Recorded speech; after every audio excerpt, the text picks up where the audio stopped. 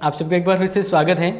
हम यहाँ पे पढ़ेंगे भारत के संविधान और उसके निर्माण और विकास के बारे में, क्योंकि ये काफ़ी इम्पोर्टेंट टॉपिक है। और इसके संदर्भ में ये जानेंगे कि संविधान है क्या और संविधान क्यों ज़रूरत होता है, और इसके बाद हम यहाँ पे जानेंगे कि संविधान कैसे बना, भारत का संविधान। हम स्पेशली जानेंगे भारत के संविधान के बारे में जो टॉप मोस्ट है और टॉप मोस्ट एग्जाम में बार बार आते रहते हैं।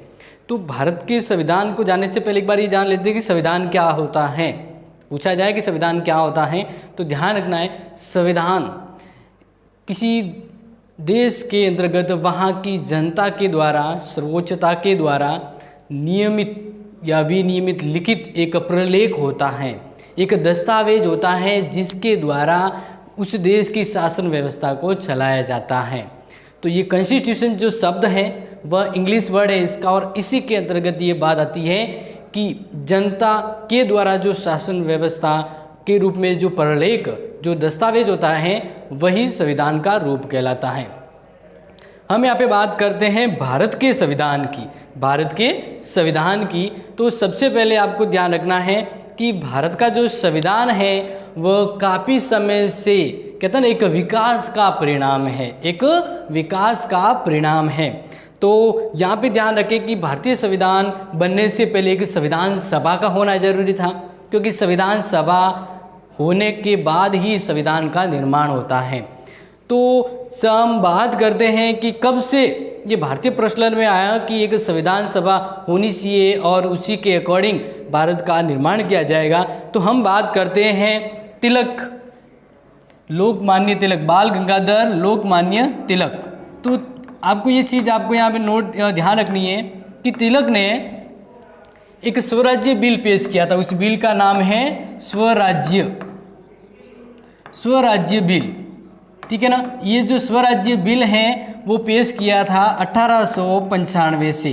तो 1895 को स्वराज्य विधेयक पेश किया गया, तो उसी के अंतर्गत ये कहा गया था, ये एक औपचारिक रूप में तो नहीं कहें, लेकिन ये एक शुरुआत हुई थी कि भारत के संविधान के लिए एक संविधान सभा होना चाहिए। तो ये एक विचार प्रचलन में आ गया। यानी सबसे पहले मौखिक रूप में कहें या लिखित रूप में, लेकिन यहाँ पे एक चीज़ आपको कन्फ्यूजन कर सकती है, तो ध्यान रखना है कि संविधान निर्माण के लिए संविधान सभा होगी।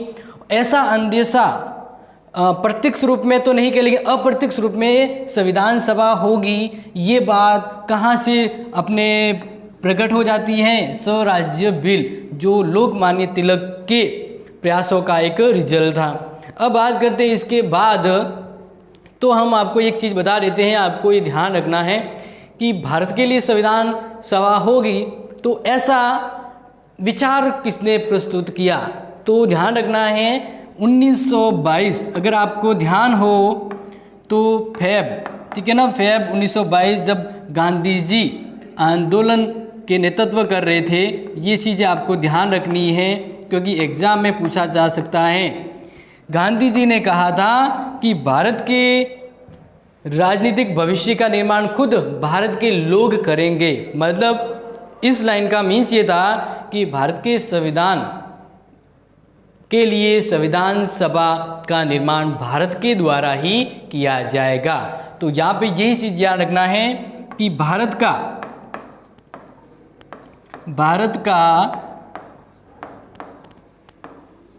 राजनीतिक भविष्य का निर्माण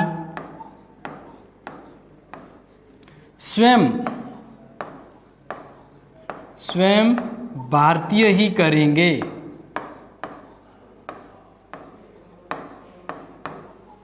भारतीय ही करेंगे। तो ये जो लाइन है वो महात्मा गांधी जी के द्वारा की गई थी कि भारत के लिए संविधान सभा का जो चुनाव होगा, यानी जो संविधान सभा होगी या जो संविधान बनाया जाएगा वो किसके द्वारा बनाया जाएगा? खुद वहाँ की जनता के द्वारा, ठीक है ना। तो ये अनौपचारिक रूप में ही था, ऑफिशियली रूप में ये चीज़ नहीं आई थी, क्योंकि उन्होंने अपने आंदोलन के दौरान इस तरह का कहा था कि भारत का राजनीतिक भविष्य का निर्माण खुद भारत के लोग करेंगे। लेकिन औपचारिक रूप में ये बात सर्वप्रथम एम एन राय ने एम एन राय ने, मैं आपको यहाँ पे बता देता हूँ ताकि आपको ध्यान रहे।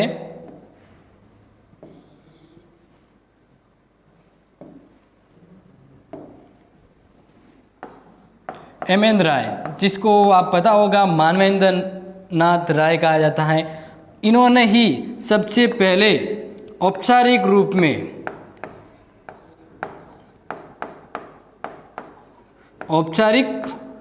में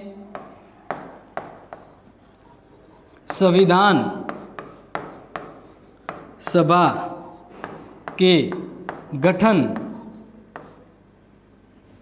के बारे में विचार व्यक्त किए। तो ये चीज़ आपको ध्यान रखना। और ये 1934 के अंतर्गत, कब 1934, यानी धीरे धीरे हम बढ़ रहे हैं अपने संविधान की और संविधान सभा की ओर, तो उससे पहले आपको चीज़ें हैं वो ध्यान रखनी है।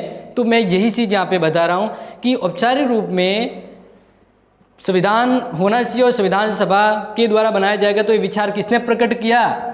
ये विचार प्रकट किया एम एन राय ने 1934 के अंतर्गत। चीज़ें आपको क्लियर होती, समझ में आ रही होगी। अब हम बात करते हैं, आगे जब बढ़ते हैं तो ये चीज़ें और क्लियर हो जाती हैं। मैं नेक्स्ट आपको बताता हूँ और ये चीज़ें आप ध्यान रखेंगे। नेक्स्ट बात आती है अगस्त प्रस्ताव, जो आपको पता होगा 1940 अगस्त प्रस्ताव जब पेश किया गया था अंग्रेजों के द्वारा, तो इस प्रस्ताव के अंतर्गत ये स्पष्ट किया गया था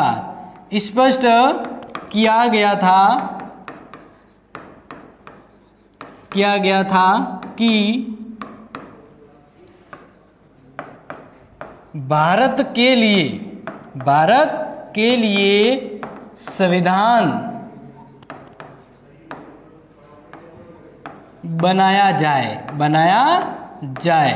तो इस तरह से आपको क्लियर हो गया होगा जो चीज़ें हम बारी बारी से पढ़े, क्योंकि कोई सा भी प्रश्न उठाया जाए कि सर्वप्रथम अंग्रेजों ने कब स्पष्ट किया, स्वीकार तो नहीं किया यहाँ पे आप ध्यान रखेंगे, लेकिन कब स्पष्ट किया ये ध्यान रखना है। तो ये अगस्त 1940 यानी 1940 में जो अगस्त प्रस्ताव पेश किया गया था, उस दौरान ये चीज़ क्लियर हो गई थी कि अंग्रेजों ने, मतलब ये कहना कि अंग्रेजों ने भी भारत के लिए संविधान की मांग को स्पष्ट तौर पे कब क्लियर किया, यानी स्पष्टता व्यक्त हो गई, तो अगस्त प्रस्ताव। फिर बात आती है मार्च 22 मार्च 1942। हाँ बिल्कुल, हम बात करते हैं क्रिप्स मिशन। किसकी बात कर रहे हैं? Cripps mission. जो भारत आया था क्रिप्स मिशन, इसके अंतर्गत ये प्रूफ हो गया, या ये इसके अंतर्गत ये विचार रखा गया कि हाँ भारत के लिए एक संविधान सभा होगी, ठीक है ना। तो संविधान सभा का विचार यहाँ पे प्रस्तुत हो गया यानी। लेकिन देखो ये जो मिशन था वो सफल तो नहीं हो सका, क्योंकि इसमें पूरी तरह से ये विचार व्यक्त नहीं किया गया था कि भारत के लिए संविधान बनाया अभी जाए और उसके लिए वहाँ की जनता के द्वारा होगी। आपको एक चीज़ ध्यान रखना, इससे संबंधित काफ़ी प्रश्न आते रहते हैं। क्रिप्स मिशन जो भारत आया, उसमें जो प्रस्ताव रखे गए थे ना, इसको लेकर गांधी जी ने एक बात कही थी जो आपको शायद पता होगी। उन्होंने कहा था ये जो प्रस्ताव हैं वो क्या हैं? पोस्ट डेटेड चेक हैं। क्या हैं? पोस्ट डेटेड चेक हैं। यानी अंग्रेजों के द्वारा ये जो प्रस्ताव भेजा गया है, ये एक समय गुजरा हुआ एक प्रलेख, एक चेक है जो काम का नहीं है। जो चेक होता है ना, चेक का वैल्यू क्या होता है कि जो चेक के अंदर डेट होती है वो करंट होनी चाहिए या फ्यूचरिटिक होनी चाहिए कि भाई कब इसका भुगतान किया जाए। लेकिन चेक कभी ऐसा नहीं मिलेगा आपको कि जिसकी डेट जा चुकी है। तो गांधी जी ने कहा कि एक ऐसे चेक के समान है कि जिसकी वैल्यू समाप्त हो गई है। और इसी पर क्रिप्स मिशन पर जब हमारे संविधान की जो मंशा थी उसके ऊपर जब ये क्रिप्स मिशन आया, तो उसके ऊपर नेहरू जी ने भी एक बात कही थी। नेहरू जी ने कहा था कि ये जो प्रस्ताव हैं, ठीक है ना, ये एक ऐसे बैंक का प्रस्ताव है जो क्या हो चुका है? दिवालिया हो चुका है, ठीक है ना। यानी ये एक ऐसे बैंक के द्वारा एक प्रलेख है जो दिवालिया हो चुका है, तो दिवालिया हो चुके प्रस्ताव की कोई वैल्यू नहीं, यानी इस प्रस्ताव को स्वीकार नहीं किया गया। तो नेक्स्ट जिसको हम कहते हैं कि किस योजना के तहत भारत के संविधान सभा का गठन और निर्माण को स्वीकार किया अंग्रेजों ने, तो बहुत टाइम ये प्रश्न आ चुका है और वही हम यहाँ पे देखते हैं। तो आपको ध्यान रखना है 24 मार्च, ध्यान रखेंगे 24 मार्च 1946, बिल्कुल आपको पता होगा इसी दिन भारत में कैबिनेट मिशन आया था। कैबिनेट मिशन, ये जो कैबिनेट मिशन है इसके द्वारा ही सर्वप्रथम अंग्रेजों ने स्वीकार किया था, क्या किया था, स्वीकार किया था कि भारत के लिए संविधान बनाया जाना चाहिए और संविधान सभा होनी चाहिए। तो भारत के लिए संविधान, इस प्रस्ताव का पहला जो प्रमुख उद्देश्य था ना, संविधान का निर्माण किया जाए। क्या किया जाए, संविधान का निर्माण। तो ये स्वीकार किया गया, क्या किया गया, मिशन के मतलब कैबिनेट मिशन के द्वारा भारत के लिए संविधान सभा और उसका निर्माण किया जाना चाहिए, ये अंग्रेजों के द्वारा इस प्रस्ताव के तहत क्लियर हो गया था। इससे पहले जितने भी प्रयास हुए सफल नहीं हुए थे। तो ये तो इसका था प्रमुख उद्देश्य इस मिशन का प्रमुख उद्देश्य था कैबिनेट मिशन का कि भारत के लिए एक संविधान बनाना।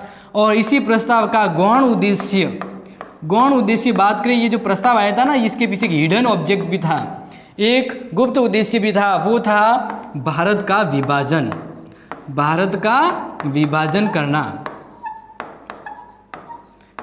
विभाजन। तो ये इसका गौण उद्देश्य था और ये सफल भी हुए थे। अब ये प्रश्न ये आता है, जो क्रिप्स मिशन जब भारत आया तो उसके साथ कौन व्यक्ति आए थे, यानी इस प्रस्ताव, ये जो आयोग था क्रिप्स मिशन आयोग, इस आयोग के कौन सदस्य थे, ठीक है ना। तो क्रिप्स मिशन आयोग के सदस्य की हम बात करते हैं कि इसके अंदर कितने सदस्य थे, तो ध्यान रखें इसके अंदर 3 अंग्रेज थे। कितने थे, 3, जिसके लिए मैं आपको यहाँ पे शॉर्ट ट्रिक बता देता हूँ, आप ध्यान रखेंगे। एलक, ध्यान रख जाएगा, एलक से यानी ए से हम याद रखेंगे अलेक्जेंडर,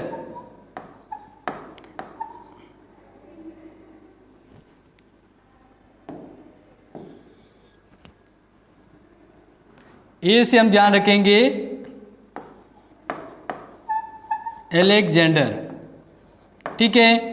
और यहाँ पे ए हो गया हमारे पास, ए से आप ध्यान रखेंगे। नेक्स्ट ल से आप ध्यान रखना है सर पैट्रिक लॉरेंस, कौन, लॉरेंस। एंड नेक्स्ट है क से आप ध्यान रखना सर क्रिप्स।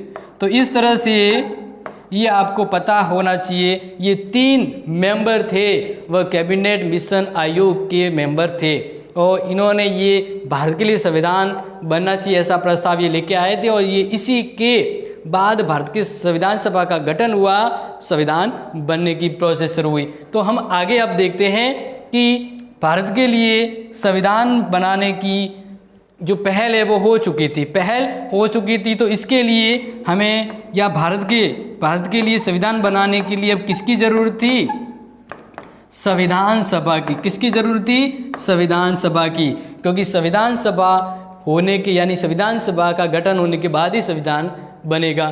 तो इसके लिए ध्यान रखना कि जुलाई के अंतर्गत जुलाई 1946, ठीक है ना, जुलाई 1946 में संविधान सभा के लिए क्या हुए, चुनाव हुए। तो यही चीज़ मैं आपको यहाँ पे नेक्स्ट बता रहा हूँ कि कितने मेंबर थे और क्या एक पैमाना लिया गया इनके चुनाव को लेकर, तो वो हम यहाँ पे देखते हैं। आपको चीज़ें पता होनी चाहिए। नेक्स्ट हम यहाँ पे देखते हैं कि संविधान सभा के लिए चुनाव हुआ था।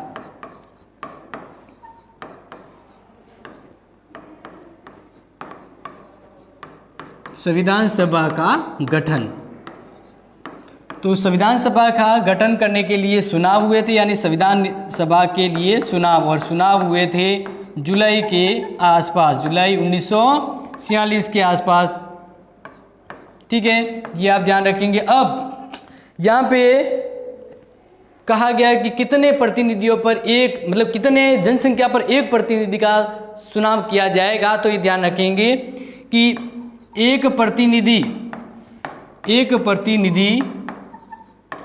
प्रतिनिधि का चुनाव किसके बराबर होगा? 10 लाख जनसंख्या पर, 10 लाख जनसंख्या। तो ये ध्यान रखना, 10 लाख जनसंख्या पर एक प्रतिनिधि है वो संविधान सभा के लिए चुना जाएगा। ये एक आंकड़ा रखा गया, ठीक है। अब संविधान सभा के अंतर्गत कितने सदस्य थे और कौन कौन से कह सकते कैटेगरीज के अंदर इसको बांटा गया। तो टोटल हम कहें कि जब संविधान सभा का गठन किया जाना है तो उसके लिए प्रारूप बनाता था और कितने सदस्यों का चुनाव होना था। तो ये तय किया गया कि टोटल इनके लिए जो चुनाव होना है तो कितने मेंबर के किए गए? 389 सदस्यों का चुनाव होगा। कितने? 389 सदस्यों का भारत के संविधान सभा के लिए चुनाव का एक प्रलेख तैयार किया गया। अब 389 के अंदर पूछा जाए कि कौन से प्रांत से या कौन से जगह से कितने सदस्यों का चुनाव होना तय हुआ। तो ध्यान रखें कि ब्रिटिश जो प्रांत था भारत में, ब्रिटिश प्रांत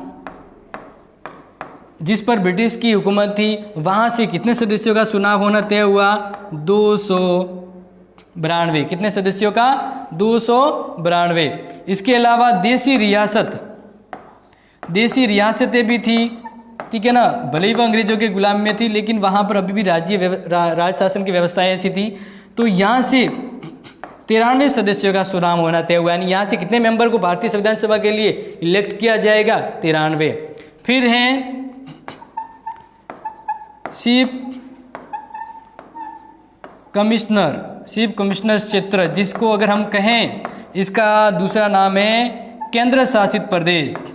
यानी अंग्रेजों इस समय कितने केंद्र शासित प्रदेश से जिसको चीफ कमिश्नर क्षेत्र कहा जाता है, तो वो मेंबर थे 4। कितने थे? 4। तो इस तरह से यहाँ पे क्लियर हुआ 389 सदस्यों का चुनाव भारतीय के संविधान बनाने के लिए किया जाएगा। अब ये प्रश्न पूछा जाता है कि जो यहाँ पे मैंने बताया अभी चीफ कमिश्नरेट, उस समय कितने चीफ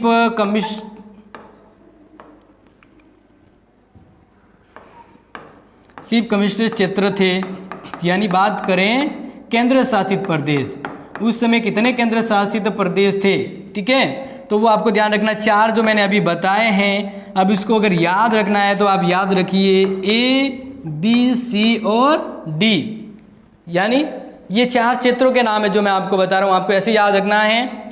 A से आप ध्यान रखेंगे अजमेर। क्या ध्यान रखना है आपको? अजमेर।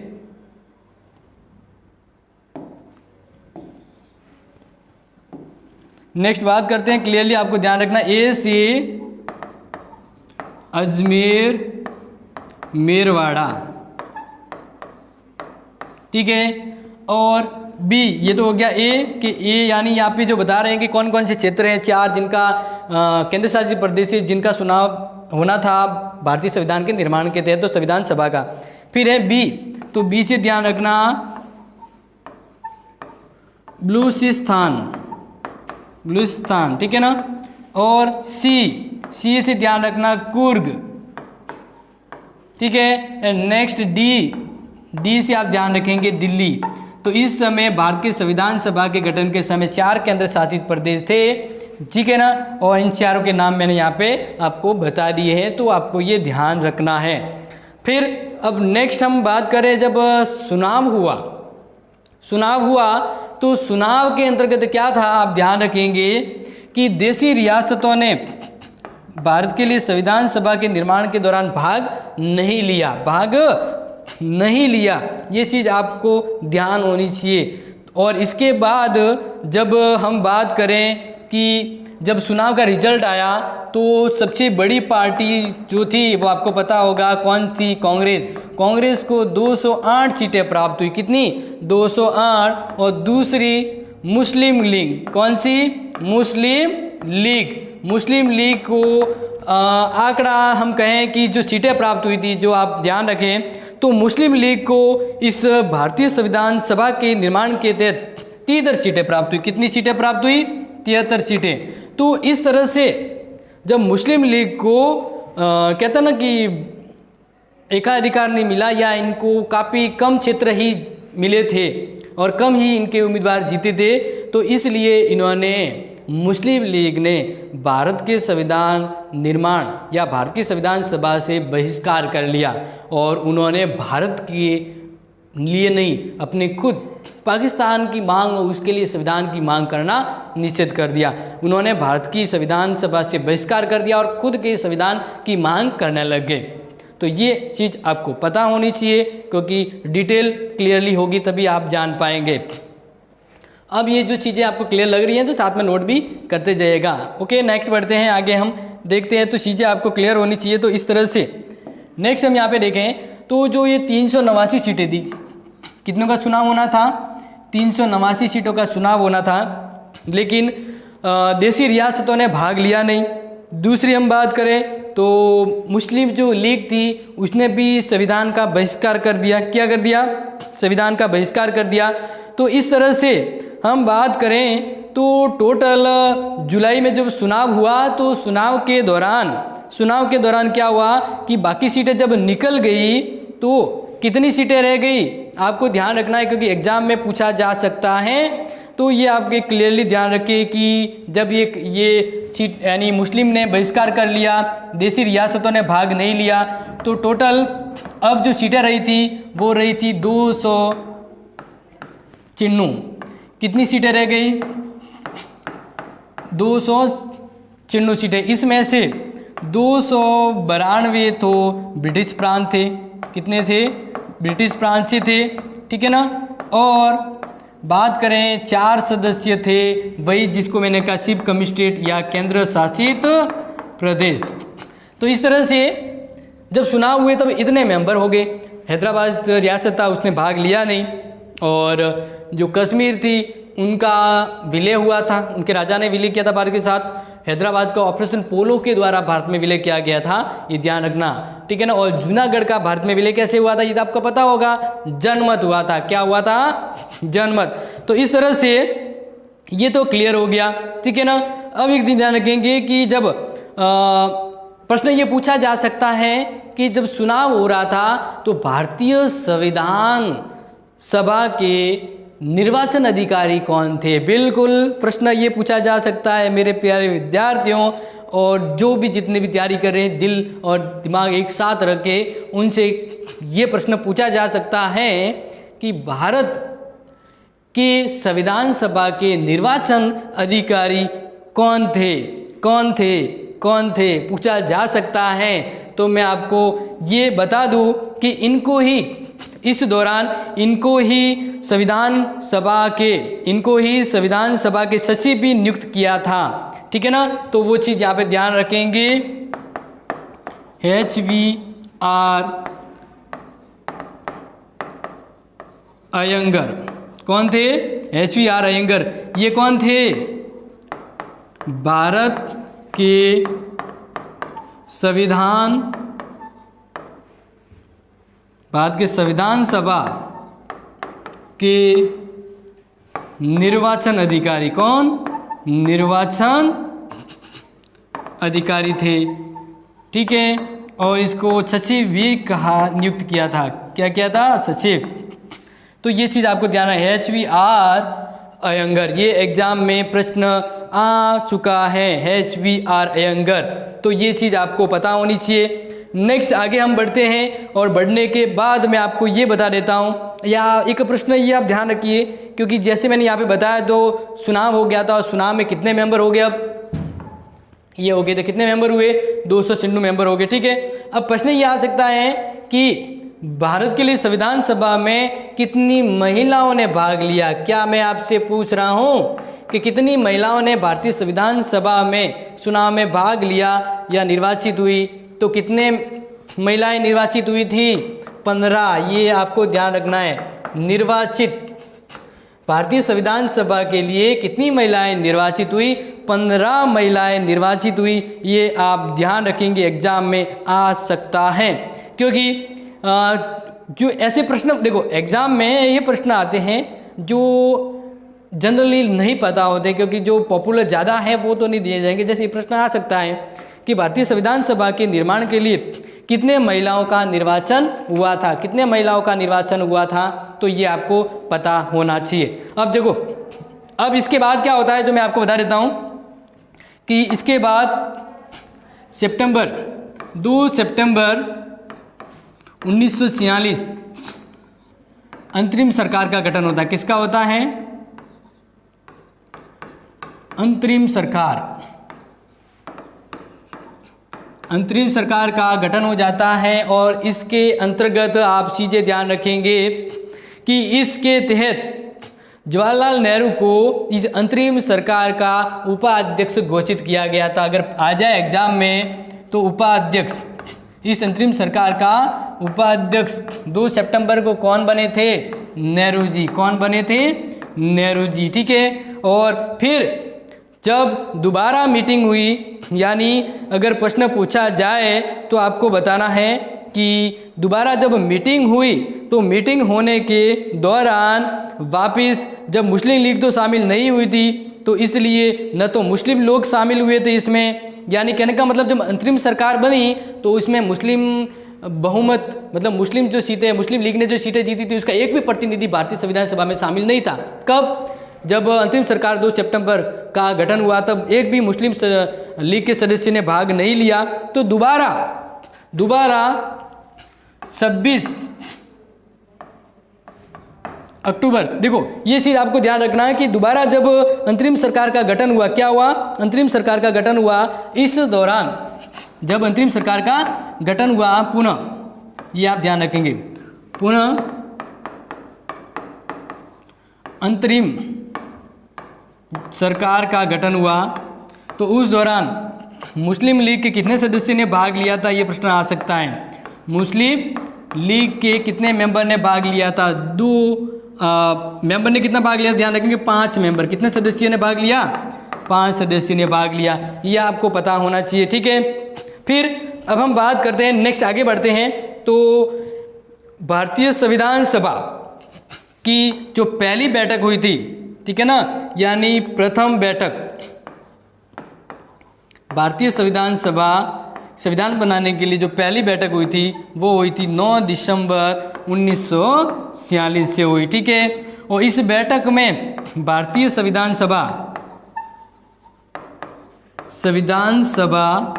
ठीक है ना, भारतीय संविधान सभा के अस्थायी अध्यक्ष कौन थे? ये प्रश्न आ सकता है।